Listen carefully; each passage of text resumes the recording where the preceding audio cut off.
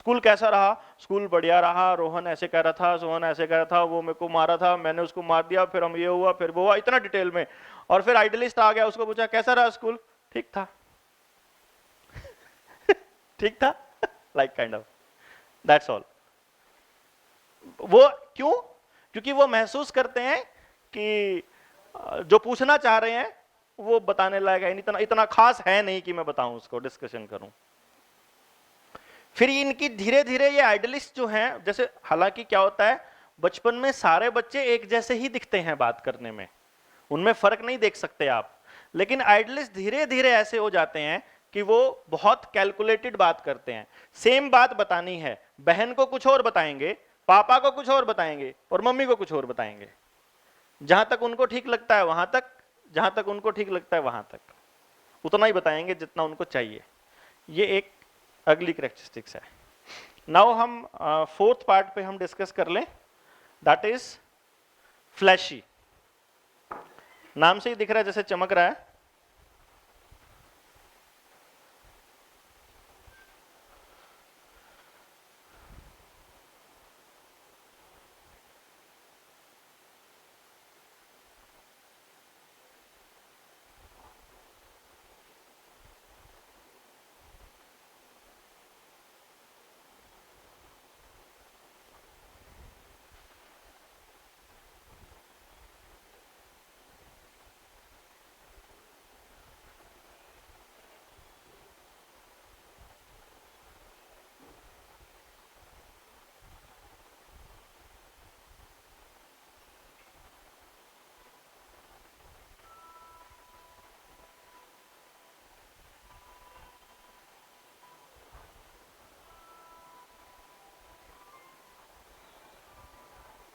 जी,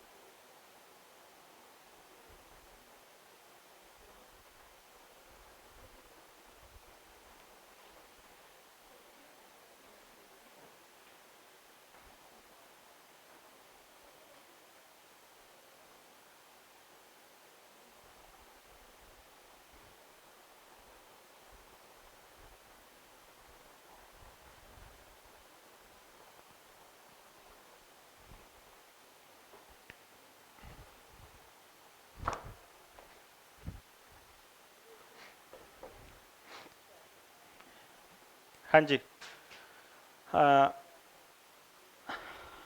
flashy fourth, life में F बच गया, बस ई हो गया, आई हो गया, एंड एफ बच गया। नाम से ही जैसे फ्लैश दिख रहा है, मतलब चमकने वाला, है ना, लाइटनिंग। बेसिकली इनके जो थॉट प्रोसेस है किसी भी डिसीजन के पीछे, वो वही चमकने वाली ही होती है कि हमारा जिक्र होना चाहिए, हमारी बात होनी चाहिए। I should be centre of attraction, हर किसी की बात का मतलब सेंटर अपन होने चाहिए। इनका एक खास डायलॉग होता है कि बदनाम हुए तो क्या हुआ, नाम तो हुआ, वो इन्हीं का होता है। बाकी तीन पर्सनालिटी बदनाम होती है, उनको फर्क पड़ता है कि लोग क्या कहेंगे, हमारी इमेज खराब हो रही है, but they really don't care, इनको फर्क नहीं पड़ता है। मतलब आप ये समझिए, ये लाइन में वैसे मैंने सब कुछ एक्सप्लेन कर दिया है, लेकिन अब इसमें जो आप डेली लाइफ के जब आप बिहेवियर को देखेंगे तो उसमें क्या क्या दिखाई देगा। मतलब सेंटर यही है, बात यही है कि उसको सेंटर ऑफ अट्रैक्शन बनना है, लेकिन उसके लिए वो क्या करेगा। पापा उसकी बहन के लिए, मतलब फ्लैशी की बहन के लिए कुछ ले आए, या मम्मी ले आई कि मैं तेरे लिए ये लेके आया हूं, तो फ्लैशी एकदम बोलेगा और मैं मतलब मेरे लिए क्या लाए, मुझसे तो कोई प्यार ही नहीं करता, मेरी तो कोई केयर ही नहीं करता। This is the common dialogue जो एक फ्लैशी बोल सकता है, ठीक है ना, बहुत कॉमन। दूसरा, ये इस तरह से बिहेव करेगा कि इससे बात करते रहो, मतलब भाई अगर कहना है इसको कहो, सुनाना है इसको सुनाओ, इवन डांटना भी है ना तो इसको डांटो, वो ऐसे बिहेव करेगा। यानी कि आप इसकी तारीफ कर रहे हो, यानी हाँ एक तारीफ पे बात आया, दे लव कि उसकी उनकी तारीफ हो। अगर मान लो बाय चांस इनकी तारीफ नहीं करी गई ना, तो ये पूछ सकते हैं कैसी लग रही हूं, कैसा लग रहा हूं, मतलब ये भी पूछ सकते हैं खाना कैसा बना था, मतलब अगर किसी ने नहीं बोला कुछ तो इनको कह के करवानी होती है तारीफ बेसिकली फ्लैशी को। बाकी लोगों को कोई फर्क नहीं पड़ता, लेकिन इनको पड़ता है। तो इसका मतलब क्या हुआ, ये लोग अगर कुछ भी करते हैं, चाहे पढ़ रहे हैं चाहे कोई और काम कर रहे हो, जब तक तारीफ मिल रही है तब तक पूरे एंथुसियास्टिक हैं, तब तक पूरे मोटिवेटेड हैं, और कोई तीसरी चीज इनको नहीं चाहिए। क्लियर? अब इस चक्कर में ये इतना बोलते हैं, इनको लगता है कि और मेरी मम्मी ना किसी और से बात ना करे, बस मेरे से ही करती रहे। किसी और से करने लगेगी अगर मम्मी तो बीच में टोक देगी, ये फ्लैशी बीच में इतना रोकेगा। मतलब अगर आप इसको ऐसे सोचिए कि आपने इसको टेबल पे बिठा दिया, कहा कि बैठ के पढ़ ले आराम से, और ऐसे बिठाया और बिठा के और उसको बोला कि अब तू पढ़ ले। जैसे ही मम्मी जाने लगी, मम्मी 1 मिनट ये बताना क्या लिखा हुआ है, फिर मम्मी ने उसको बता दिया, फिर चलने लगी, फिर मम्मा ये देखना ये भी ये नहीं समझ आ रहा, फिर ये बता दिया। 3-4 बार अगर इस तरह की एक्टिविटी, फिर मम्मी कहेगी एक काम कर चुपचाप बैठ के ना पढ़ ले, जब तक ये पूरा ना हो ना तब तक आवाज नहीं लगानी। और मान लो मम्मी चलेगी किचन में खाना बनाने के लिए, तो पीछे से आवाज आ रही, मम्मी वॉशरूम जाना है, मम्मी भूख लगी है, मम्मी हो गया एंड काइंड ऑफ। हाँ, और अगर मम्मी किचन से बोल रही है तब तक तो ठीक है, अगर मम्मी चुप हो गई, बोला नहीं कुछ भी, पीछे से जवाब नहीं आया, तो हो सकता है कि पास में पानी वाला गिलास रखा हुआ था वो नीचे पड़ा मिले आपको। जब आप कांच की आवाज आएगी भागेगी मम्मी, क्या बदतमीज है, तेरे को समझ में नहीं आता, तेरे को दिखता नहीं और फिर वो अंदर ही अंदर क्या फील हो रहा था कि अब भी तो आई इतनी बार बुलाया, why didn't you come that time. मतलब उनको आप डांट रहे हो तो भी वही फीलिंग आ रही है, उनका मतलब सिर्फ इतना है कि मेरे को देखते रहो, मेरी तरफ बात करके चाहे डांटो चाहे प्यार करो मुझे नहीं पता, पर देखो मेरी तरफ। ये लोग टीचर का भी फेवरेट बनने के लिए कुछ भी करेंगे। मतलब आप देखोगे दे आर बेसिकली, इनको हम कहते हैं हैप्पीएस्ट चाइल्ड एवर, इनको हम सेलिब्रेटिंग चाइल्ड बोलते हैं। सेलिब्रेटिंग चाइल्ड मतलब बर्थडे हो किसी का, शादी हो किसी की, मतलब क्या इनके चेहरे की जो रौनक देखने लेके होती है, मतलब इनको शॉपिंग कराने चले जाओ तो मतलब मजाल है, इनको पूरे दिन से पहले एक इनको कुछ पसंद आ जाए, महाभारत होती है इनको शॉपिंग कराना। मतलब इनके साथ इनका पति एक ही बार जा सकता है बस शॉपिंग कराने लेकिन ये इतने शातिर होते हैं कि फिर मना लेते हैं जाना नहीं चाहेगा, क्योंकि इनको बेसिकली ऐसी चीज चाहिए जो बाकी किसी के भी पास ना हो। जैसे लिसनर को ऐसी चाहिए कि जो उसके पास थी वैसी ले लेता हूं, लेकिन इसको चाहिए कि किसी के पास होनी नहीं चाहिए अगले 5 साल तक भी। समझ रहे हैं कि बेसिक फंडा क्या है? इनके ऊपर आरोप लगता है बहुत बोलता है तू, या बोलती है, मतलब they are basically accused of talking too much. और दूसरा, इनको अगर आप ना कोई काम दे दो, for example extra curricular activity है, सिंगिंग हो, डांस हो, डिजाइनिंग हो, anything, you will see perfect. Even अगर आप इनके क्लास की परफॉर्मेंस देखो, they will score more than 99% because इनके पास एक टेंडेंसी होती है कि इनकी जो मेमोरी होती है वो फोटोग्राफिक होती है। फोटोग्राफिक मतलब इनका क्या होता है, थोड़ी देर देख लें अगर किसी पेज को तो पूरी फोटो छप जाती है। वो जब याद करते हैं तो उसे छत की तरफ देख के याद करते होते हैं कि ये वाली चीज वहां लिखी हुई थी, ये वाली चीज वहां पे लिखी हुई थी, काइंड ऑफ। ये रट्टा बहुत जबरदस्त होता है। इनका एक खास डायलॉग होता है, जब ये बड़े हो जाते हैं तो इनका एक खास डायलॉग होता है कि हमसे ना पढ़ा लो जितना मर्जी, पर पेपर नहीं होने चाहिए ठीक है ना? एग्जैक्टली सेम डायलॉग होता है, चाहे कहीं बैठा हो वो, कि पढ़ने से दिक्कत नहीं है बट पेपर से दिक्कत है, क्योंकि पेपर जब होगा, हाय मेरा कल पेपर है, तेरी तो हुई नहीं, सबको फोन करके बताया कि मेरा तो पेपर है, मेरे तो तेरे कितना हो गया, मेरा तो इतना रह गया, मैं तो ये पता नहीं क्या होगा, पता नहीं क्या होगा। But when they enter the examination hall they do extremely well. उससे पहले इनकी जो घर में कोई आना होता है, मान लो फ्लैशी घर की मालकिन है फॉर एग्जाम्पल, और हस्बैंड ने फोन कर दिया कि कल डिनर पे मेरे फ्रेंड आएंगे, शी विल ट्राई कि एवरीथिंग शुड बी परफेक्ट, कोई शिकायत का पहले नहीं बताते हो, पता नहीं क्या होगा, कब आएंगे, किस टाइम आएंगे, kind of like. But when they enter सारा डर गायब। इनकी दूसरी आदत एक होती है शिकायत, मतलब हर किसी की शिकायत। ये ऐसा भी कर सकते हैं, कोई शिकायत करने को नहीं मिल रहा है, कि भाई को थप्पड़ मार के बोले कि मम्मी ये मार रहा है मम्मी बोले कब मैंने कब मारा, कहते नहीं मारा नहीं, अब मारेगा तो बेसिकली इनको खेलना, उसी से लड़ रहा है। मेरी एक दोस्त है और वो ना मेरे बारे में ऐसे बोल रही थी, मेरे को बिल्कुल पसंद नहीं है, मेरे को शक्ल नहीं देखनी उसकी, मुझे बिल्कुल अच्छी नहीं लगती वो। और मान लो वही दोस्त सामने से आ जाए, उसका नाम हाय पिंकी कैसी हो, बढ़िया, एकदम बढ़िया, मस्त, देखा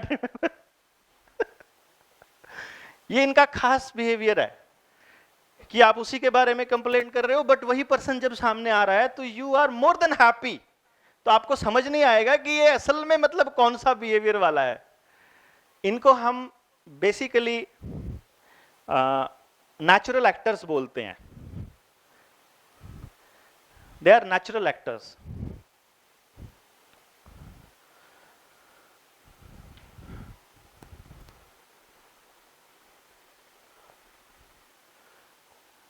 आमतौर पे इनके साथ वाले जो इनके भाई बहन होते हैं वो इसको ड्रामेबाज बोलते हैं, कि बहुत ड्रामेबाज है, इतना ड्रामा करती है।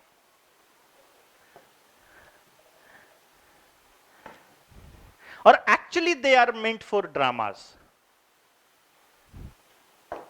ऐसे बच्चे स्कोर करने में 100% स्कोर करते हैं। देखिए कमाल, देखिए आप इनका, मैं इसलिए कह रहा हूं क्योंकि इन्हीं के अंदर आपकी, जब आप अपने पेरेंट्स को जब आप बताएंगे ना, मैं आपको, जैसे मैंने आपको शुरू में बताया कि एफिशिएंट जो पर्सन था उसका एनर्जी लेवल हाई होता है, उसकी मां आपको शिकायत बताएगी ये टिकता ही नहीं है, तो आप उसको सोल्यूशन बताओगे कि आपने टिकना ही नहीं देना समझ रहे हैं आप? उसका जो बिहेवियर है वही उसकी समस्या है और वही उसका सोल्यूशन है एक्चुअली।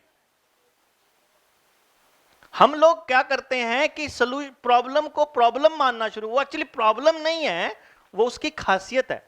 अब ये वाला बच्चा जो है जिसकी मैं बात कर रहा हूं, एक तो था वो एफिशिएंट जिसने टारगेट चूज कर लिया और उसके बिना उसको नींद नहीं आ रही है, उसके लिए तो वो डायलॉग बढ़िया है कि सपने वो होते हैं जो हमें सोने नहीं देते, ये उसी के लिए है बस, खाली एफिशिएंट के लिए। दूसरे वाले तो सपना लेके वापस की दूसरा सपना लेने के लिए सो जाते हैं। ये जो फ्लैशी है ना, ये ऐसा है, इसने टेबल टेनिस ज्वाइन किया और डिस्ट्रिक्ट लेवल पे मेडल आ गया, या लॉन टेनिस ज्वाइन किया या फिर बैडमिंटन ज्वाइन किया और मेडल आ गया। मेडल आने के बाद आप घर गए, अगले दिन तैयार होना है कि चल चलते हैं, कि नहीं मम्मी बैडमिंटन नहीं करना, अब कुछ और करना है, नाउ समथिंग एल्स। एक मेडल में तेरा स्टेट मेडल आ गया बेटा, तू नेशनल खेल सकती है, ये नहीं इसमें खेलेंगे। दूसरे में खेलने जाओ वहां भी नेशनल लेवल का प्लेयर, तीसरे में जाओ वहां भी नेशनल, आर्ट करने जाओ वहां भी नेशनल, म्यूजिक भी अल्टीमेट, डांस भी अल्टीमेट, क्लास में पढ़ाई में भी अल्टीमेट, सब कुछ बहुत बढ़िया है इस बच्चे का। Flashy personality. क्योंकि दिक्कत क्या है, जिसको आप आईक्यू कह रहे थे ना मैम, और जिसको हम लोग आईक्यू मानते हैं, वो बेसिकली मल्टीपल इंटेलिजेंसेस का टोटल होता है। और हमारे ब्रेन में 8 हिस्से ऐसे हैं, मतलब 10 लोब हैं हमारे ब्रेन के, अगले 2 को छोड़ के जो पीछे वाले 4 हैं वो 8 की 8 इंटेलिजेंसेस को एक्सप्लेन करते हैं अपने को, मतलब यही इन्हीं में सारा एक्सप्लेनेशन है। फ्लैशी की खासियत यह है, मैक्सिमम टाइम फ्लैशी के, अच्छा उनमें जो इंटेलिजेंसेस कैसे डिक्लेयर होती है इसका सोल्यूशन, क्योंकि अब जो नेक्स्ट जो हमारा टॉपिक है वो यही है कि मल्टीपल इंटेलिजेंसेस और बच्चे की काबिलियत ये कैसे पता लगेगी और कैसे बताएंगे हम माँ बाप को, and then what is our task. तो इसको थोड़ा सा एक्सप्लेन करने के लिए आपको थोड़ा स्ट्रक्चर समझना पड़ेगा कि ब्रेन का स्ट्रक्चर कैसे है। मैं बिल्कुल देसी भाषा में समझाऊंगा, हम कोई मतलब साइंटिफिक लैंग्वेज में नहीं जाने वाले। हमारे पास इस तरह के समझ लो ये लोब्स हैं ब्रेन के, समझो कमरा है हमारा, एक कमरा, 10 कमरे हैं अपने पास, 10 लूप हैं एक तरह से, वहां पे न्यूरॉन्स हैं। न्यूरॉन्स समझो हमारे सिपाही, ताकत मतलब दिमाग की ताकत समझ लो ना। उस न्यूरॉन का काम है इंफॉर्मेशन स्टोर करना। भाई कोई भी बात हमें बताई, वो स्टोरेज, जैसे कंप्यूटर के अंदर हमने कुछ लिखा तो वो सब कुछ स्टोर होता रहता है, जब भी जो फाइल चाहिए होती है उस पर क्लिक किया और वो फाइल बाहर निकल आती है। सेम इज द केस, जो देख रहे हैं, जो सुन रहे हैं, जो सूंघ रहे हैं, जो भी चाट रहे हैं, खा रहे हैं, पी रहे हैं, बोल रहे हैं, जैसा भी फील कर रहे हैं, everything is going in the brain in terms of data, bits की फॉर्म में वो जा रही है जैसे कंप्यूटर में जाता है। कंप्यूटर में फर्क और हमारे में फर्क इतना है कि कंप्यूटर में आपके वही स्टोर होगा जो आप एंटर करोगे कीबोर्ड से, कुछ और नहीं जाएगा। हमारे यहां क्या है, आप करो ना करो, जो देख रहे हो वो जा रहा है, वो जाके स्टोर हो रहा है, मतलब आप वो सब कुछ स्टोर हो रहा है अंदर, एवरीथिंग। मतलब जितने मैं कदम चल रहा हूं, ये कदम की काउंटिंग करके भी दिमाग स्टोर करके रख रहा है, पीछे इतना चला था वो। जैसे अपने पास जितने भी बार गैजेट्स है ना, सब अंदर है समझो। वो सारी कैलकुलेशंस जो अंदर होती हैं वो काम करता है न्यूरॉन्स, और न्यूरॉन्स हमारे पास हैं 1000 करोड़ न्यूरॉन्स हैं हमारे पास पूरे ब्रेन में, ठीक है। और एक न्यूरॉन की कैपेसिटी 10 लाख कंप्यूटर के जितनी है। मींस आप अपनी कैपेसिटी का अंदाजा लगा सकते हो कि वो अनलिमिटेड है। जिसको अनलिमिटेड टीचर्स कह रहे थे, अनलिमिटेड कैपेसिटी, वो ये कैपेसिटी है। यानी कि कोई भी दिमाग, कोई भी बच्चा कोई भी काम कर सकता है, कोई दिक्कत नहीं है। ये वो डायलॉग है जो माँ बाप बोलते हैं कि उसके भी तो 4, उसके भी तो 2 हाथ हैं, तेरे भी 2 हाथ हैं, सबका दिमाग बराबर होता है। ये काइंड ऑफ दिस, कि चाहे किसी का आईक्यू कम हो मैम, चाहे किसी का आईक्यू ज्यादा हो, चाहे किसी की इंटेलिजेंस कम हो, किसी की ज्यादा हो, कोई भी काम हर बच्चा कर सकता है। लेकिन अब नेक्स्ट पार्ट आता है कि जब वो रैंडम डिस्ट्रीब्यूशन है कि 10 हिस्से हैं हमारे पास ब्रेन के, 10 हिस्सों में करोड़ों न्यूरॉन्स ऐसे करके हमने थ्रो कर दिए, रैंडम डिस्ट्रीब्यूशन हो गया, तो कोई से 4 हिस्से एवरेज से ज्यादा हैं। भाई हम 100% को मान लेते हैं, 100 हमने ये मान के लेते हैं कि 100 न्यूरॉन्स हैं हमारे पास, हमने वो ऐसे करके थ्रो कर दिए, सब में चले गए, वो लूप बंद हो गया, एनर्जी लेवल बंद हो गया, जो एवरेज आई 12.5। अगर 100 को 8 जगह डिवाइड करेंगे तो 12.5 एवरेज आई। तो यानी जिसके पास 12.5 से ज्यादा न्यूरॉन्स हैं, उस जगह पे सोल्जर ज्यादा है, उस जगह पे एनर्जी ज्यादा है। यानी उस जगह से मिलता जुलता काम करेंगे तो अपने आप ही करने का मन करेगा, और जहां ऑलरेडी सोल्जर्स कम है वहां जोर ज्यादा लगेगा। यानी स्टेबल को सरकाना है तो इस पर डिपेंड करेगा कि जो सरकार है उसकी ताकत कितनी है। बुलडोजर को सरकाना है, 4 आदमियों को सरकाना है, या एक 2 साल के बच्चे को सरकाना है, या एक चींटी को सरकाना है, ये समझ लो आप। यानी ताकत कितनी है अपने दिमाग में, और वो काम कर रहे हैं तो जोर ज्यादा लगेगा, मन भी नहीं करेगा करने का। लेकिन अगर हमारे पास वहां फुल एनर्जी लेवल है, वही काम कर रहे हैं, तो जोर भी कम लगेगा और आनंद भी खूब आएगा करते हुए। समझ रहे हैं ना। अब इसको सरकाने के लिए मुझे क्या जोर लगाना पड़ेगा, मेरी हाथ में है इतनी ताकत। क्लियर ना। अब क्या होगा कि जो ये फ्लैशी बच्चे होते हैं जिनकी हम बात कर रहे थे, जो थोड़ी देर पहले कह रहा था, इनकी खासियत क्या है कि 10 न्यूरॉन्स में एनर्जी का डिस्ट्रीब्यूशन हुआ, और वो जो सर्किट बनते हैं अंदर जो कंप्यूटर पे, वो सर्किट नहीं बनते, और वो जो लोब है वो बंद नहीं होता, वो खुला रह जाता है। ये फर्क है, समझ रहे हैं आप बात को। अब खुला रहने से क्या होगा, 10 के 10 लोब या 4 लोब या 5 लोब ओपन है। ओपन है का मतलब अब कोई भी काम करेंगे, जैसे अभी इंटेलिजेंसेस आएंगे तो आपको समझ में आएगा कि क्या मतलब है। कोई भी काम करेंगे उससे रिलेटेड जो लोब हैं, यानी जहां जो एनर्जी चाहिए, वो सारी एनर्जी वहीं आ जाती है ऑटोमेटिकली, तो वो एकदम उसकी परफॉर्मेंस बहुत टॉप की होती है। फिर इंटरेस्ट दूर इसलिए चला जाता है क्योंकि उसे दूसरी चीज में भी इंटरेस्ट आ जाता है। फ्लैशी की खासियत यह है कि वो सुबह डॉक्टर बनना चाहता है, दोपहर को वो इंजीनियर बनना चाहता है, और शाम को राष्ट्रपति बनना चाहता है, अगले दिन फिर जज बनना चाहता है, फिर दोपहर को वो वकील बनना चाहता है, फिर शाम को वो कुछ और बनना चाहता है। उसको ये तो पता है कि मैंने टीचर नहीं बनना बस, उसको ये तो पता है कि मुझे नौकरी नहीं करनी बस, उसको ये नहीं पता करना क्या है, लेकिन इतना पता कुछ बड़ा सा करना है, टोर होनी चाहिए अपनी जबरदस्त, मतलब टोर मतलब वही सेंटर ऑफ अट्रैक्शन कहने का मतलब कि लोग उसको देखें। तो वो जितने काम कर रहा है बेसिकली, अब भाई एक उसने बैडमिंटन ज्वाइन किया था, बैडमिंटन ज्वाइन करके उसने नेशनल लेवल का एक मेडल ले लिया, अब उससे ऊपर मेडल नहीं आता तो अब कहीं और लेते हैं ना। ये वाले लोग बार बार यही तारीफ करते रहेंगे, क्या फायदा, अब कहीं और से तारीफ लेते हैं, because he can do anything, क्योंकि उसके वो लोब खाली पड़े हैं, उसके पास एनर्जी लेवल ओपन है, he can go anywhere, he can do anything. लेकिन इसका ड्रॉबैक ये है कि वो एक चीज पर नहीं टिकेगा कभी भी। यानी इफ यू विश कि तू बेटा एक चीज को फोकस कर ले, एक काम कर ले, तो कुछ भी कर ले, एक गेम खेल ले और ये कर ले, ही विल नेवर एवर डू।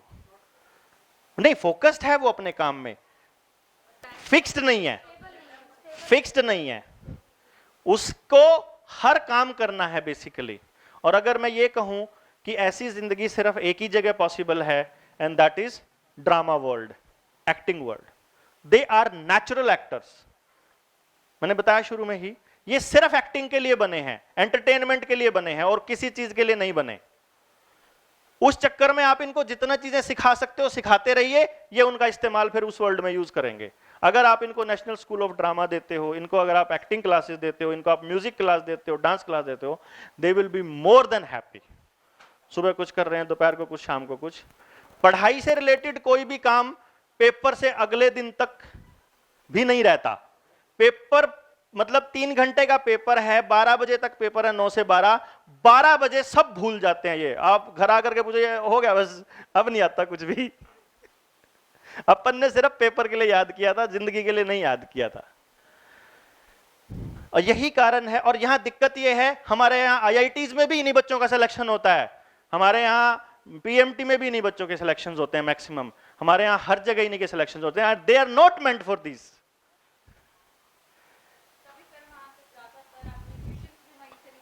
वो इसलिए निकलते हैं क्योंकि दे गिव फ्रीडम। अब यहां माँ बाप को, जहां आप एम्प्लॉयमेंट की बात करते हो, इस बच्चे के पास अगर अपने हुनर को लेकर के, एक्टिंग को लेकर के, म्यूजिक को लेकर के, डांस को लेकर के, डिफरेंट एक्टिविटीज को ध्यान में रखते हुए अगर यहां वाले बच्चों के माँ बाप को स्कोप दिखते नजर आ जाएंगे तो वो कभी मना नहीं करेंगे। कोई माँ बाप नहीं चाहता अपने बच्चों को किताबों के अंदर रगड़ के रखो, स्पेशली इन बच्चों के माँ बाप को पता लगने के बाद, क्योंकि दे बच्चे पढ़ने के लिए बने ही नहीं है।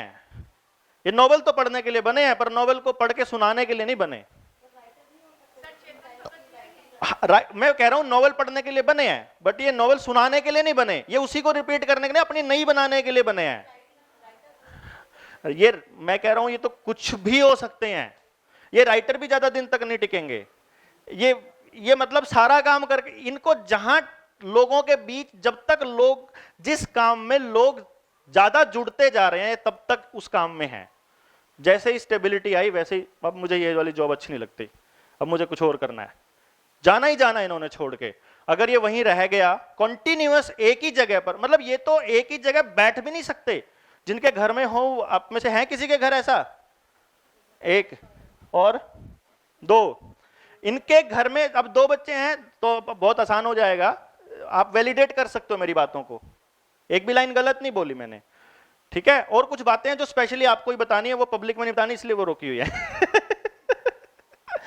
वो पर्सनल काउंसलिंग की बात है, जर्नल ये आपके लिए, जब आप एक फाइनल ट्रेनिंग और होनी है, वो उन्हीं की होनी है जो यहां वाली पास कर जाएंगे। तो अब क्या है कि इन बच्चों की आप एक जगह पे टेबल और कुर्सी भी नहीं रख सकते ज्यादा दिनों तक, उनको बदलनी ही बदलनी है वहां से।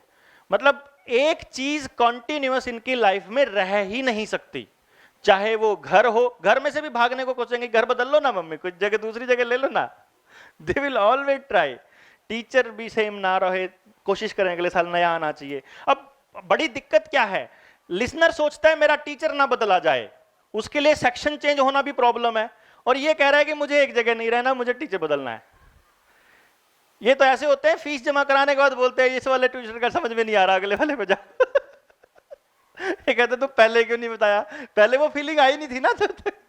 स्टेबिलिटी आ गई, फीस जमा कराते ही, पूरी फीस जमा कराते ही स्टेबिलिटी आ गई, और स्टेबिलिटी पसंद नहीं कि अब यहां से बदलो भाई, ये तो पूरी फीस हो गई जमा, लाइक दैट। तो इस तरह से ये थी पर्सनालिटीज, मतलब जहां अब बीच बीच में जब हम चलते जाएंगे तो जैसे ही कोई बात और मतलब मेरा सर्किट भिड़ेगा आपस में तो याद आ जाएगी, तो फिर मैं फिर जिक्र कर दूंगा। ये अभी तक का ये मतलब था कि अभी हमने चारों पर्सनालिटीज को डिस्कस कर लिया अलग अलग। अब इसमें क्या होगा, नेक्स्ट स्टेप जो है, जैसे मैम ने पूछा था कि क्या दो पर्सनालिटीज एक ही पर्सन में हो सकती हैं? Yes, it is very much possible, क्योंकि अदरवाइज चार ही तरह के थोड़ी लोग होंगे दुनिया में, ये कॉम्बिनेशन तो कुछ भी हो सकता है ना। तो अगर मान लीजिए एक पर्सनालिटी जो घर में है इंट्रा वाली वो लिसनर है और बाहर वाली एफिशिएंट है, तो मतलब घर वाले सोचेंगे कि इतना बुद्धू है ये, बाहर जाते ही वो मतलब अपने आप में हीरो बन जाएगा। या अगर एफिशिएंट घर में है और बाहर लिसनर है, तो तू घर में तो बड़ा मतलब रहता, किसी की मानता ही नहीं, बाहर तू मतलब कुछ भी नहीं करता, बाहर जो लोग कहते हैं वही करता है ना।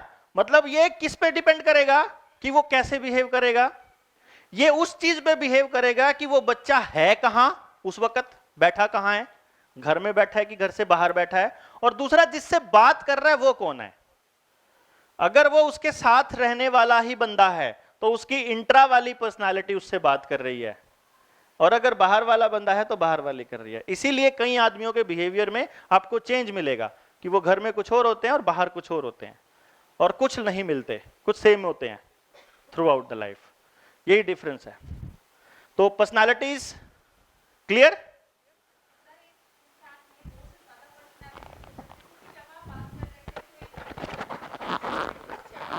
नहीं, एक्चुअली क्या होता है कि उसमें जिसमें आपको 3 या 4 या ज्यादा नजर आ रही है ना, वो मोर प्रोबेबली या तो लिसनर है या फिर फ्लैशी है।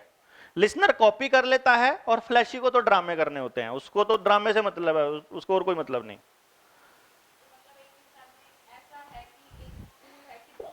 वो या तो आपको अपना समझता है या वो अपना नहीं समझता है, इस बेसिस पर ही पर्सनालिटीज हैं। आपसे बात कर रहा है तो वो आपको क्या समझता है। वैसे तो जो आपका सवाल है उसका सही जवाब तो ये है कि एक इंसान में चारों होती हैं, हम सब में चारों होती हैं। डोमिनेटिंग जो पर्सनालिटीज हैं उनकी बात हो रही है कि बिहेवियर के पीछे का डिसीजन मेकिंग जो होगा वो उस पर स्ट्रॉन्ग इंपैक्ट किस चीज का होगा। ऐसे तो एफिशिएंट पर्सनालिटी को भी बेचारे को नौकरी करनी पड़ ही रही है ना, वो भी कह देगा क्या करें, नौकरी कर ही रहे हैं, कोई चक्कर नहीं, उसमें भी खुश होना शुरू ढूंढ लेता है उसमें खुशी। जी, पॉपुलेशन के अंदर ना ना ना ना ना ना परसेंटेज, हाँ वो परसेंटेज आता है आपके पास जब रिपोर्ट आएगी ना बच्चों की, अभी जब फाइनल जब एक एक चीज को करेंगे वो आपके पास आएगी। पर्सनालिटीज में कुछ डोमिनेशन नहीं है, पर्सनालिटी तो बिहेवियर को बेसिकली डिसाइड कर रही है। यहां जो अभी तक हमने पढ़ा है ना वो है बिहेवियर, और बिहेवियर कम या परसेंट ज्यादा कम का तो कोई सीन ही नहीं है भाई, वो जिससे बात कर रहा है उसके साथ वो एफिशिएंट बात कर रहा है, बाहर वाले से कौन सी पर्सनालिटी बात कर रही है, तो परसेंटेज का इसमें रोल नहीं है, बस ये है कि कौन सी पर्सनालिटी है। हाँ, पर्सन टू पर्सन ना, चारों के लिए अलग अलग बिहेवियर उनका होगा जो आइडियलिस्ट हैं, सबका नहीं होगा। जैसे लिसनर्स हैं, उनका बिहेवियर घर में 4 आदमियों से अलग अलग नहीं हो सकता, कभी भी नहीं हो सकता। एफिशिएंट का भी नहीं हो सकता, एफिशिएंट ने नहीं मानी तो नहीं माननी। अब पापा के सामने आके डर के मारे बोल नहीं रहा, इसका यह मतलब नहीं है कि पापा से सहमत हो गया एफिशिएंट, वो सिर्फ चुप है, वो उसकी स्मार्टनेस है अपने बिहेवियर को शो करने की। दिमाग में उस विरोध को रोक नहीं सकता वो, उसका दिमाग में अगर ये आ गया मैंने नहीं माननी है, अभी ठीक है तू पढ़ ले बैठ के, अब उसको उसका पापा जबरदस्ती किताब के सामने बिठा सकता है, पढ़ा नहीं सकता। लेकिन अगर आप जबरदस्ती लिसनर को बिठा दोगे पढ़ाने के लिए, वो पढ़ लेगा। एफिशिएंट को जबरदस्ती नहीं पढ़ा सकते आप। तो पापा के मम्मी के सामने एफिशिएंट ये बोल सकता है कि मैं नहीं करता जाओ, पापा के सामने नहीं बोले क्योंकि हो सकता था पढ़ाए, तो वो अगले बिहेवियर को मॉडिफाई किया है उसने, थॉट नहीं रोक सकता वो अंदर कि मैंने नहीं पढ़ना। एफिशिएंट को ऐसे है घर में स्कूल में भी हैं। मैं मेरे ख्याल से इसका जवाब दे चुका हूं कैसे करा सकते हैं। देखो इसका अगर थोड़ी स्मार्ट वे में जाएंगे, that was a good question. अगर थोड़ा स्मार्ट वे में जाए कि जैसे एफिशिएंट को मोटिवेट करना है, किसी एफिशिएंट के 60% मार्क्स आ रहे हैं, उसका कंपटीशन 90% वाले के साथ करने लगोगे, वो कभी मोटिवेट नहीं होगा। 60% वाले का कंपटीशन 62 वाले के साथ करवा दो। सिर्फ लॉजिक होता है, एफिशिएंट पर्सनालिटी लॉजिक से समझ में आता है। बैठ के एक दिन जैसे पेरेंट टीचर मीटिंग होती है फॉर एग्जांपल, उसमें तो खैर ओपन होती है, बट काउंसलर है जो आपका स्कूल का, वो काउंसलर एक काम कर सकता है कि ये 65% इसके मार्क्स आ रहे हैं और अभी ये एफिशिएंट है, तो क्लास के अंदर दूसरा एफिशिएंट कौन है जिसके 70 आ रहे हैं, उन दोनों के कंपेयर कर लो और वहां लाओ। वहां पे सिर्फ आपको 3-4 वो देखेंगे, जब आप थोड़ा सा एनालिसिस करके, तो आप देखेंगे कि वो मैथ्स में ज्यादा है तो फिजिक्स उसमें कम है, इंग्लिश में कम है, एक जगह ज्यादा है तो दूसरी जगह कम है। तो वो आपने सिर्फ उसको इतना लॉजिक देना है। वैसे यार इतनी सी बात है थी, अगर तेरे इन 3 सब्जेक्टों में थोड़े से हो रहा जाते ना तो इससे आगे निकल सकता था, निकल सकता है, बस उससे इतना पूछ लो। अगर आप उससे ये कहोगे ना कि तेरे को इससे आगे निकलना है, he will never accept that statement. आपको सिर्फ उससे बना निकल सकता था, वैसे निकल सकता है। अगर उसने कह दिया यहां तो समझो आपका काम हो गया। अगर वो कहेगा देखता हूं करता हूं, फिर इसका मतलब फिर स्टेटमेंट चेंज करो, कहीं और से लेके आओ फिर कुछ और। नो, ये अब आपकी स्मार्टनेस है कि आपको उसको चैलेंज ही देना पड़ेगा। Only challenge is the way of to motivate, only challenge.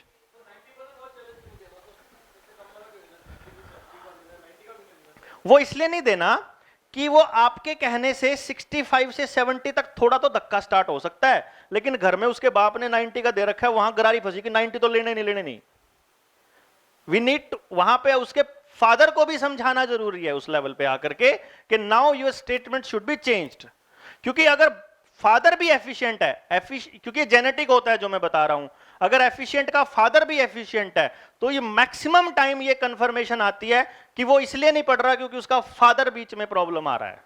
तो उसको उस कहानी में से डिलीट करना पड़ेगा कि तूने टोकना नहीं है, इसको सामान सारे दिला दो, बस पढ़ने के नाम पे तेरे को कुछ नहीं कहना। फादर का रोल खत्म करना पड़ेगा पढ़ाई से कि ये पढ़े ना पढ़े।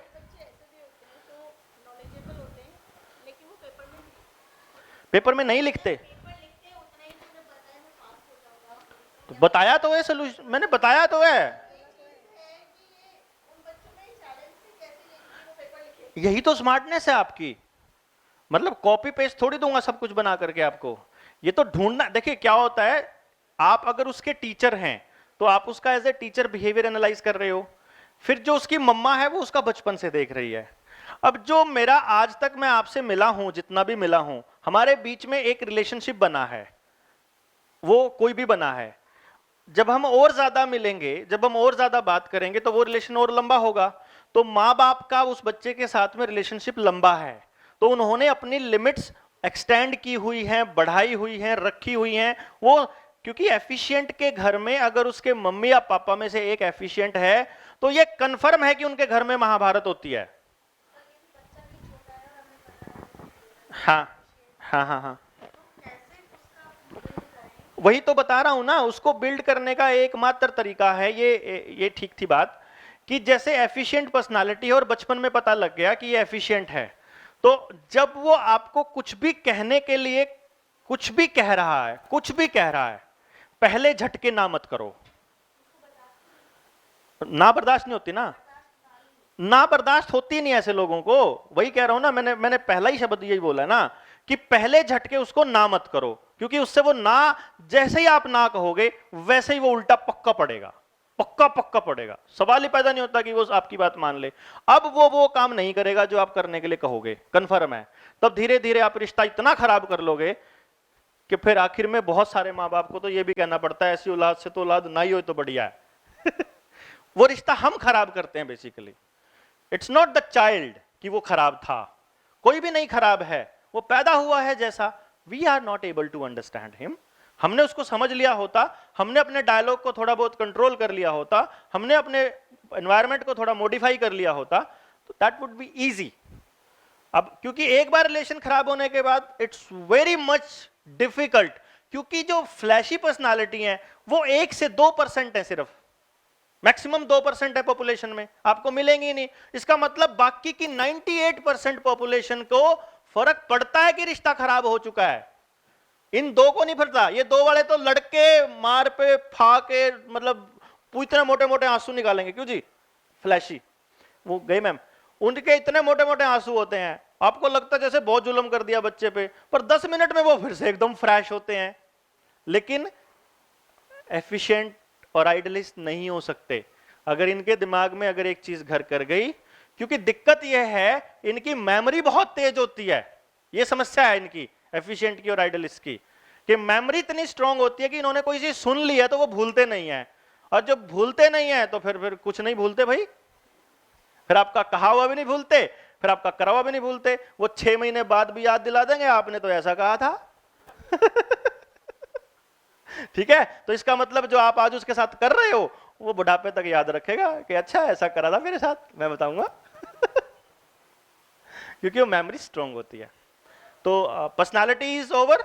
आपको अब सवाल पूछने हैं ढेर सारे, आपकी तरफ से सवाल आए नहीं थे मेरे पास, पर मुझे उम्मीद थी कि आएंगी। अब सवाल दो तरह के लोगों के नहीं होते, या तो जिनको कुछ भी समझ में नहीं आया हो, या जिनको सब कुछ आ गया हो। सब कुछ तो मुझे भी नहीं आया, आज तक 17 साल से लगा हुआ हूं। तो अब कौन सी कैटेगरी में, ये आपको देखना और बताना पड़ेगा मुझे कि हमें ये ढेर सारे सवाल पूछने हैं। अब थोड़े सवाल की कैटेगरी अब बन गई होगी, वो थोड़ा शुरू का था, आई कैन अंडरस्टैंड, मैं जानबूझ के कह रहा था, तो ऑन अ लाइटर मोड। तो अभी आपके सवाल बन गए होंगे। अब जो नेक्स्ट सवाल हैं वो हम मल्टीपल इंटेलिजेंसेस पे हम करेंगे अगले, और 8 मल्टीपल इंटेलिजेंसेस को जब हम करके निकलेंगे तो आपको बहुत चीजें एकदम क्रिस्टल क्लियर होने शुरू हो जाएंगी, शुरू होंगी। जी हाँ हाँ जी हाँ जी, नहीं ये उस रिकॉर्ड हो रहा है। फ्लैशी पर्सनैलिटी है जैसे उसकी, पर हमें उसका 10th के बोर्ड में भी उसके मार्क्स अच्छे होने चाहिए, उसको छोड़ नहीं सकते हम। जी जी ये भी पता है कि फ्लैशी पर्सनैलिटी है, टिक कर भी नहीं बैठेगा। और MI क्लब में या किसी भी क्लब में हमें ये भी पता चल रहा है थिएटर अच्छा कर रहा है, पर एक होता है ना, एजुकेशन भी ज़रूरी है। हम उसको 10th में नहीं छोड़ सकते ना कि भैया तू थिएटर के लिए बना है, भैया तू मत कर। हमें उसको मोटिवेट उसकी एजुकेशन के लिए भी करना है, क्योंकि उसके लिए 10th बोर्ड भी ज़रूरी है। उसके लिए क्या मैं करें? आपको दो चीजें, इसके दो वर्जन निकलते हैं जो आपने बोला है। एक तो ये है, आपने बोला एजुकेशन के लिए, जो आप करा रहे हो ना, जो बोर्ड है वो एजुकेशन नहीं है बेसिकली, वो तो एक सर्टिफिकेट के लिए आप काम कर रहे हो। सर्टिफिकेट चाहिए होते हैं नौकरी के लिए सिर्फ, और ये बच्चे नौकरी के लिए नहीं बने होते। तो पहली बात तो ये है कि अगर ये फेल भी होते हैं तो कोई बात नहीं, मतलब चाहे अमिताभ बच्चन भी तो 12वीं पास था मेरे ख्याल से, 12वीं फेल था। अब करी होगी उसने बाद में, पहले करके गया था वो। कौन सा था फिर हमारा? सचिन था, लता मंगेशकर थी। सचिन था, लता थी, लता मंगेशकर थी जैसे, ठीक है।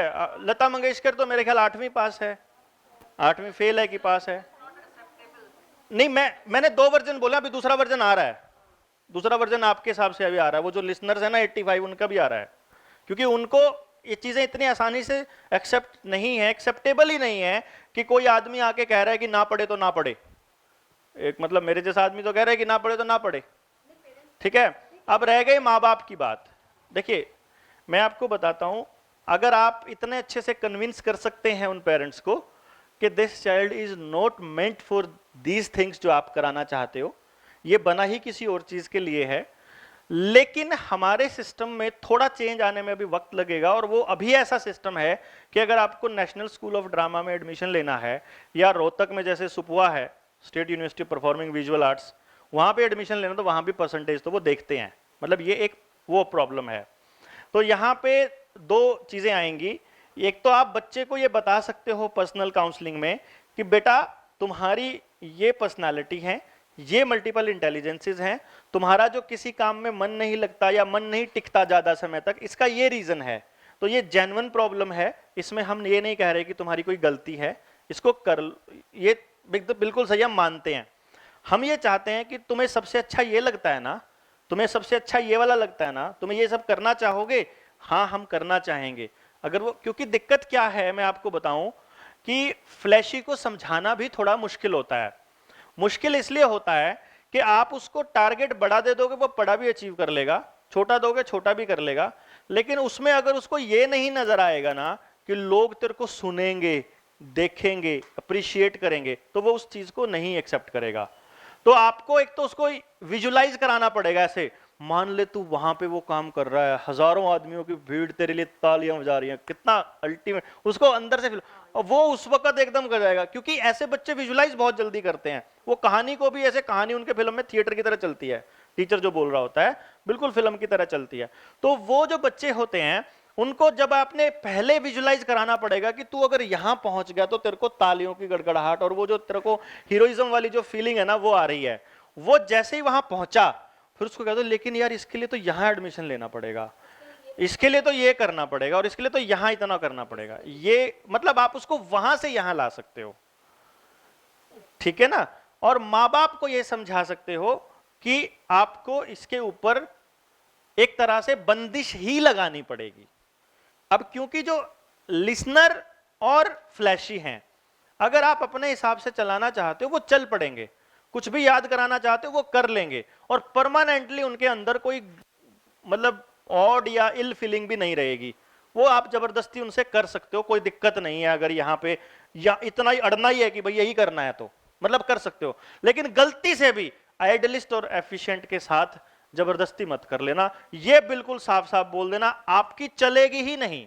मतलब जो आप करवाना चाह रहे हो ना, जो नंबर जितने, वो कभी नहीं आएंगे जिंदगी में। तो ये पता लगने के बाद उनको बोल देना कि भाई अब हाथ जोड़ लो, अब जो हो गया अब अगला सुधार लो। बिल्कुल, अगले राज करने के लिए बने हैं, अपनी चलाने के लिए बने हैं, ठीक है। दे आर, आप इनकी तो एस्ट्रोलॉजी पे विश्वास करोगे ना, अगर आप उनकी कुंडली दिखाओगे तो राजयोग ही मिलेगा, मतलब नेचुरली मिलेगा इनके राजयोग। राजयोग इन द सेंस ये दोस्त भी ऐसे बनाएंगे जो इनकी मानते हो, जो नहीं मानेगा तो चल आउट। ये तीन अपनी गुलामी कर रहे हैं, अपने तीनों के साथ खेलेंगे, अपन और किसी के साथ खेलेंगे ही नहीं। बेसिकली इनको गुलाम चाहिए, जो जैसा कहें वैसे ही काम करते रहे, चुपचाप फालतू बिना सवाल किए। ये अपनी सत्ता के लिए कहीं भी जा सकते हैं, कुछ भी कर सकते हैं, ये मतलब चाहे अगले को कुछ कराना हो, ठीक है ना। तो these are basically ये personalities part is over and next part will be multiple intelligence part, और उस पार्ट को हम टी ब्रेक के बाद लेते हैं एग्जैक्ट 10 मिनट में 12 बजे। नेक्स्ट बहुत इंपॉर्टेंट टॉपिक है मल्टीपल इंटेलिजेंसेस। अगर किसी भी पेरेंट को हमने सजेस्ट करना है, उनको गाइड करना है कि उसके बच्चे के लिए कैसा एनवायरनमेंट होगा जिससे कि वो बच्चा वैसा ग्रो हो जो हम सपना देख रहे हैं। कैसा सपना? मुझे लगता है कि हर माँ बाप सिर्फ एक ही सपना देखता है, to grow a happy child. वो हैप्पीनेस को गलती कर बार किसी गलत चीज के साथ कनेक्ट करके देख लेते हैं, बस वो गड़बड़ कर जाते हैं। हैप्पी चाइल्ड अगर रेज करना है हमें, तो उसमें उनके डायलॉग्स क्या होंगे, उनकी तरफ से क्या चेंजेस आएंगे, वो हम पर्सनालिटी में ऑलरेडी देख चुके हैं।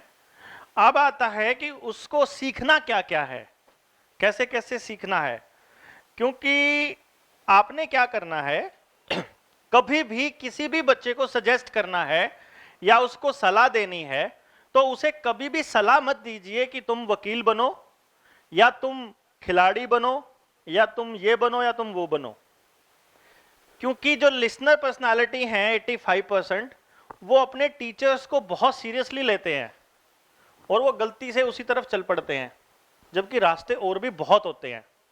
कैसे बहुत होते हैं वो अभी पता चल जाएगा। सेकेंडली, आपने उनको क्या सजेस्ट करना है, वो जैसे मैं बात करूंगा तो आपको उसका मतलब समझ आ जाएगा कि फिर सजेस्ट क्या करना है। फिर जब हमें यह मालूम पड़ गया कि हमारी क्लास में पढ़ने वाले इन बच्चों की ये इंटेलिजेंस स्ट्रांग है और इन बच्चों की ये इंटेलिजेंस वीक है, फिर हमें यह पता होना चाहिए कि उन पे जो काम कर रहे हैं उन इंटेलिजेंसेस पे उसका पर्पस क्या है। जैसे फॉर एग्जाम्पल कोई बच्चा बाय बर्थ एक स्पोर्ट्स पर्सन है, हमें पता लग गया कि वो स्पोर्ट्स पर्सन है, आप कभी भी मत कहिए कि तुम स्पोर्ट्स पर्सन बनो। जरूरी नहीं है कि वो लाइफ में बड़ा होकर के एक स्पोर्ट्स पर्सन बन सके या रह सके, तो कोई सर्कमस्टांसेस उसको कोई ना कोई जॉब भी करने को मजबूर कर सकती हैं। देन आपका सजेशन क्या होना चाहिए कि तुम्हारे पास ये इंटेलिजेंस स्ट्रांग हैं, ये तुम्हें खुश रखेंगी तब जब तुम फिजिकल वर्क करोगे। इसीलिए जिंदगी में कभी भी 1 घंटा खेले बिना नहीं रहना, सोना नहीं है, यानी रोज सोने से पहले 1 घंटा खेलना जरूर है। समझ आ गई ना आपको? वो अपने आप बाकी के 23 घंटे उस 1 घंटे के इंतजार में काट लेगा खुश रह के। और इससे अगला पॉइंट ये है कि अगर किसी बच्चे को, माँ बाप को हमने ये कह दिया कि ये बच्चा स्पोर्ट्स पर्सन है, और वो कह देंगे जी स्पोर्ट्स में तो बहुत पैसे खर्च होते हैं, जबकि सच्चाई ये है कि कम पैसे खर्च करके भी बहुत लोग स्पोर्ट्स पर्सन बने हुए हैं। बस उनका क्या हुआ कि बचपन में बाय चांस उन्होंने ग्राउंड में जाना शुरू कर दिया, बाय चांस उनको किसी कोच ने देख लिया, बाय चांस कोच ने ही सपोर्ट करनी शुरू कर दी, और बाय चांस वो इंटरनेशनल लेवल पे पहुंच गए। That was not their effort to become a sports person. तो हमने क्या करना है, हमने सिर्फ उसके पेरेंट्स को सजेशन देनी है कि इसको हर रोज 2 घंटे पर्टिकुलर स्पोर्ट्स में जरूर भेजो। जब वो 2 या 3 साल तक लगातार जाता हुआ हो जाएगा, उसको कैच करने वाली चीजें अपने आप ऑटोमेटिकली आ जाएंगी, और तब तक उस बच्चे के अंदर भी एक फीलिंग आ चुकी होगी कि बिना खेले मैं नहीं रह सकता। जैसे सचिन एक डायलॉग बोलता था, cricket is my first love. उसने दूसरा लव करा ही नहीं, दूसरा खेल खेला ही नहीं। नहीं तो जो स्पोर्ट्स पर्सन है वो कोई भी गेम उतना ही खूबसूरत खेलता है। अब नडाल जो खेलता है वो वैसे तो फुटबॉल प्लेयर है, टेनिस खेलनी शुरू की, वहां पे भी वो मतलब ग्रैंड स्लैम 13 मार ली उसने। सो इट इज नॉट कि क्योंकि स्पोर्ट्स पर्सन, तो अब वो स्पोर्ट्स पर्सन का क्या होगा, स्पोर्ट्स पर्सन की खासियत ये है कि उसके पास फिजिकल एनर्जी खूब होती है। अब जिसके पास फिजिकल एनर्जी खूब होती है, वो किसी गरीब के घर में पैदा हो गया तो उसको दिहाड़ी करने में भी उतना ही मजा आएगा जितना स्पोर्ट्स पर्सन को खेल के आता है। ये बताऊं मैं आपको, ये बताना है बेसिकली। और जिसके पास फिजिकल एनर्जी ज्यादा है उसको रिक्शा चला के भी उतना ही मजा आएगा। तो जरूरी नहीं है ना कि वो स्पोर्ट्स पर्सन स्पोर्ट्स ही कर रहा हो, उसको ये बताना है कि तेरे को फिजिकल वर्क करना है। क्योंकि ऐसा बंदा अगर किसी के घर में नौकरी कर रहा है और उससे काम नहीं करवाओगे तो वो थोड़े दिनों में नौकरी छोड़ जाएगा कि मेरा मन ही नहीं लगता, आप काम तो कराते नहीं, खाली बिठा के रखते हो, क्योंकि उसको काम ही करना है। ठीक है जी? तो इसीलिए अपने जो डायलॉग्स हैं उनको थोड़ा हमने इस तरह से मॉडिफाई करना है कि हम किसी का फेट डिसाइड ना कर दें, हम किसी की किस्मत का उसी टाइम सिग्नेचर ना मार दें कि तुमको ये बनना है। हमने सिर्फ ये बताना है कि ये इस तरह के काम करने में तुम्हें आनंद आएगा और ये वाले काम करने में आनंद नहीं आएगा। अब आनंद का कैसे है वो बता रहा हूं मैं आपको। जैसे कि अब मैंने ये 8 इंटेलिजेंसेस मैंने लिखी हैं, ठीक है? इनको आप बाद में नोट कर लीजिएगा, यहीं लिखी रहेंगी, अपन ने छेड़नी नहीं है, अभी मत नोट करने पे मत जाइए। 8 इंटेलिजेंसेस को अगर पूरे दिमाग को मैं 8 हिस्सों में डिवाइड करता हूं तो मेरे पास टोटल एवरेज 12.5 आती है। तो अब जब मैं ज्यादा कह रहा हूं ना, आगे से ध्यान रखिएगा हमेशा। देखो जो लिखने में मस्त है ना, फिर वो मेरे से सवाल यही पूछेंगे जो मैं बोल रहा हूं कि सर जी इसका क्या मतलब है, इसलिए लिखना बंद करिए, बात सुनिए। जब मैं ज्यादा कह रहा हूं तो उसका मतलब है 12.5 से ज्यादा, मतलब एवरेज से ज्यादा। कम कह रहा हूं मतलब उससे कम। अब जितनी ज्यादा कम है उतना ही कम का मतलब कम वाली बात मेरी उतनी स्ट्रांग हो जाएगी, और जितनी ज्यादा है उतनी ज्यादा वाली बात मेरी स्ट्रांग हो जाएगी। क्लियर ना? और बीच में मॉडरेट है, बिल्कुल 12.5 है, तो इसका मतलब जितना काम करेंगे उतनी ग्रोथ। और अब जैसे मैं आपको पहली इंटेलिजेंस को डिक्लेयर वो बताता हूं डिटेल में। इंटरपर्सनल इंटेलिजेंस नाम है इसका। इंटरपर्सनल जैसे कि नाम से भी है कि इंटरपर्सन, पर्सन टू पर्सन। इसका मतलब है कि लोगों से इंटरैक्ट करने की काबिलियत, आपकी वो इंटेलिजेंस जिसकी बदौलत आप लोगों से बात करते हो, कि लोगों से बात करके आप कितना खुश रहते हो। जिसकी ये ज्यादा है उसको लोगों से बात करने में खूब आनंद आएगा, और जिसकी ये कम है वो अकेला रहने में ज्यादा खूब आनंद आएगा। अब अगर मान लो जिसकी ज्यादा है उसको ऐसा काम करना पड़ जाए कि बंद कैबिन में बैठ के क्लैरिकल काम करना पड़ जाए, हो गई जिंदगी खराब। और जिसकी कम है उसको सेल्समैन लगा दो, टीचर लगा दो, डॉक्टर लगा दो, या कहीं रिसेप्शन पे लगा दो, हो गई जिंदगी खराब। और उसको सुबह से लेकर शाम तक इतनी टेंशन हो जाएगी कि घर जाकर के उसको पता ही नहीं होएगा कि मैं गलत काम कर रहा हूं इसलिए मैं टेंशन में हूं। उसको पता नहीं है, उसको कभी नहीं पता चलेगा कि मेरी डिप्रेशन का, मेरी टेंशन का कारण यह है कि मैं वो काम कर रहा हूं जो मेरे पास सबसे कम है, जिसकी टेंडेंसी करने की। समझे ना आप? अब जिसकी इंटेलिजेंस ज्यादा है पहचानोगे कैसे इस बात को? ये क्योंकि अब हमारा टॉपिक ये है कि क्लास के अंदर आपको अपने बच्चों में या अपने खुद के बच्चों में या दूसरे लोगों में देखते ही पहचान जाना है कि वे इसका मतलब ये वाली टेंडेंसी ज्यादा है। इंटरपर्सनल इंटेलिजेंस जिस बच्चे की ज्यादा होगी, या इवन आप में से जिसकी भी ज्यादा होगी, आपकी बता देता हूं और बच्चों में भी सेम चीज है, वो ज्यादा देर तक घर में टिक कर नहीं रह सकते। उनको बाहर ग्राउंड में दोस्तों के बीच जाना ही जाना होता है। ऐसे लोग जब बड़े हो जाते हैं, छुट्टी वाले दिन घर में पूरा दिन टिक नहीं सकते, उनको निकलना ही निकलना है दोस्तों से बात करने। और अगर काम करते हुए लगातार 3-4 दिन लगातार काम कर रहा है आइसोलेशन में वो बंदा, तो